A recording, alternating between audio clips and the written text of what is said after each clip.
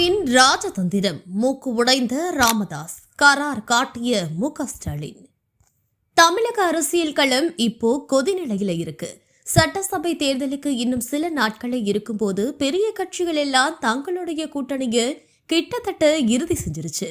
திமுக, அதிமுக இரண்டு பேரும் தங்களுடைய பாரம்பரிய கூட்டணி வட்டத்தை ஸ்டேபிள் பண்ணிட்டு இருக்காங்க. ஆனா இந்த அமைதிக்குள்ளேயே நடக்கிற அரசியல் விளையாட்டு தான் உண்மையான பவர் கேம். இந்த சூழ்நிலையில இன்னும் கூட்டணி முடிவு எடுக்காம இருக்கிற கட்சிகள் யார்னா தேமுதிக, பாமக, ராமதாஸ் தரப்பு. இந்த மாதிரியான கட்சிகள் தான். இவங்க எங்க சேர போறாங்க, யாரோட கைப்பிடிக்க போறாங்கன்னு தான் இப்ப எல்லாரும் உன்னிப்பா கவனிக்கிறாங்க.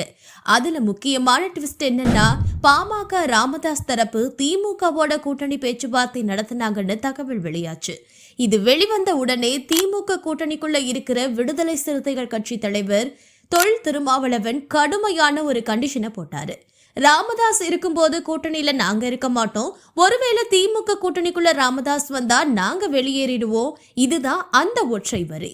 ஆனா இந்த ஒற்றை வரிக்குள்ள இருக்கிற அரசியல் எடைதான் பலடன். இப்போ இங்கதான் முக்கியமான கேள்வி எழுது. திமுக யார தேர்வு பண்ணும், ராமதாசையா இல்ல திருமாவளவனையா? இந்த இடத்துல தான் திருமாவோட பவர் வெளிப்பட ஆரம்பிக்குது.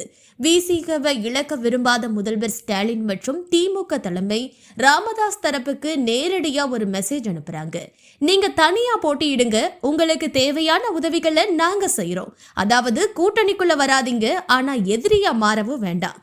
இதுதான் அந்த அரசியல் டிப்ளமசி.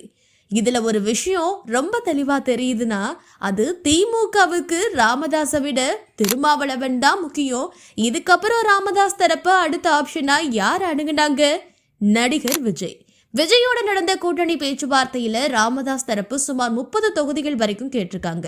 அதுல கூட 20க்கும் மேற்பட்ட தொகுதிகள் வட மாவட்டங்கள்ல. இங்குதான் விஜய் டீம் அலர்ட் ஆகுது. விஜய் கட்சி தொடங்கிய இடமே விக்கிரவாண்டி, அதுவே வட மாவட்டம். ஏற்கனவே அந்த பகுதியில் அவருக்கு நல்ல அடித்தளம் இருக்கு.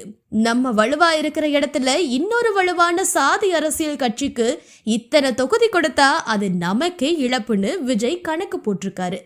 ஆனா ராமதாஸ் தரப்போட கூட்டணி வேண்டான்னு விஜய் ஒரு கிளியர் முடிவுக்கு வராரு. ஆனா இதுக்கு இன்னொரு ஆழமான காரணமும் இருக்கு. அதாவது தமிழகம் முழுக்க, குறிப்பா வட மாநிலங்கள் பிளஸ் சென்னை பகுதிகளில் தலித் சமூக வாக்குகள் விஜயை நோக்கி திரும்ப ஆரம்பிச்சிருக்கு.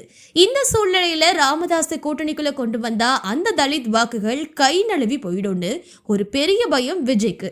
அதனாலதான் Ramadoss plus Vijay no deal அப்படின்னு முடிவு பண்ணியிருக்காங்க. இதுக்கப்புறம் பாமக தரப்பு மட்டும் இல்லாம புதிய தமிழகம் கட்சி தலைவர் கிருஷ்ணசாமியும் தாவேக கூட்டணிக்குள்ள வர முயற்சி பண்ணாரு. ஆனா அவர் கேட்டது என்ன தெரியுமா? 6 தனி தொகுதி பிளஸ் மொத்தம் 10 தொகுதிகள். இந்த கோரிக்கையை செங்கோட்டையின் மூலமா தாவேக தலைமையோட வச்சிருக்காரு. ஆனா இங்கேயும் அந்த கதை இதான். தொகுதி அதிகம், ரிஸ்க் அதிகம். அதனால தாவேக தரப்பு நேரடியா இல்லைன்னு சொல்லாம காலம் தாழ்த்திட்டு வருது.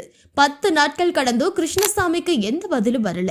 இப்போ இந்த எல்லா சம்பவங்களையும் சேர்த்து பார்த்தா ஒரு விஷயம் தெளிவா தெரியுது.